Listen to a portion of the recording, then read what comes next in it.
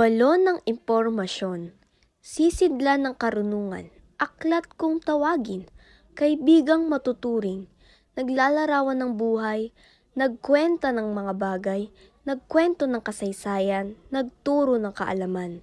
Ngunit ngayon may dumating ng biglaan, teknolohiyang di na mapigilan, handang pantayan o di man ay tapatan, ng makinang tablet, nais ng karamihan. Sabi ng ilan, gayon din naman daw nilalaman ng aklat, kanya ring halaw. Kaya marahil ay pakinggan natin opinyon ng marami. Ano ang pipiliin? Aklat pa rin ba ang gusto sa tuwina o papalitan na ng makabagong teknolohiya? Sa mula pa, ako na ang kasama. Mag-aaral ng bata at na rin matanda. Saan mang dako ng mundo, panahon ay tumakbo. Ako ay nagservisyo, ako ito, ang libro. Kaibigan, dapat mo malaman, panahon nga'y nagbabago, pati gusto ng tao. Naibigay mo nga ang sinasabing serbisyo, ngunit ngayon ay paso ng totoo. Ano ba ang iyong sinasabi? Nilalaman ko'y walang silbi?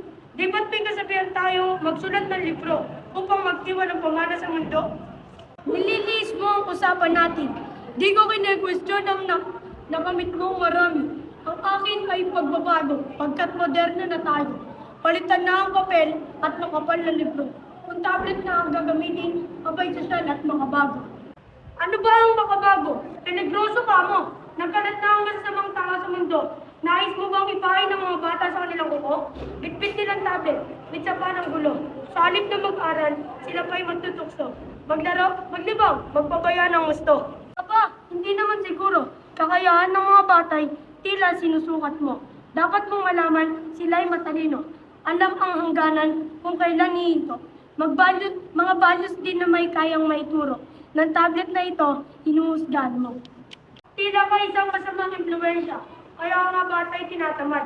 Magbasa. Isang pindot doon, isang pindot dito. Binibigay sa tao, alam ang gusto.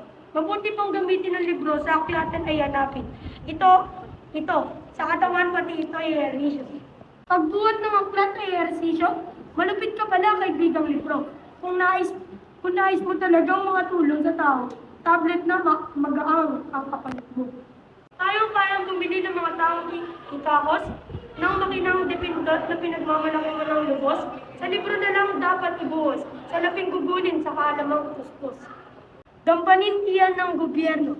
Naniniwala ko mga tablet gawing kagamitan pagkatuto. Sa mga paaralan, pampubliko, gayon din sa pribato. Kundi kaya ng salapi ng tao, pamalaan ang sasaklolo. Sayang lang ang salapi, pagkat madaling masira. Heavy duty ng paggamit sa iyo'y di obra. Di tulad ng aklat, silbi walang hanggan. Lalo't tubos kang pagkaingat-ingatan.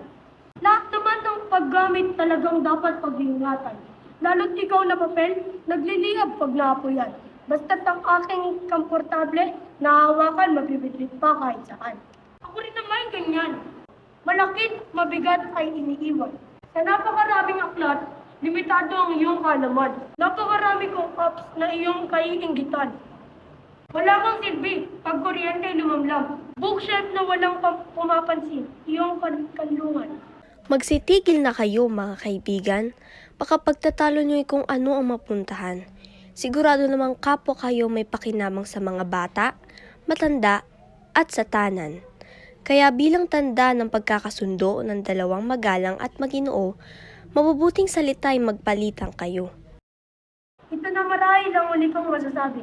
Kung di pa ako handang yakapin ng marami, pipilitin ko ang teknolohiya magpabuti. Upang aklat at libro ay walang masabi. Para naman sa masugid ko mababasa, kung sa akin kayo'y nangiinawa na aking pagbubutihin at pag-iiboyun, pahandog kong kalaman at marami pang iba.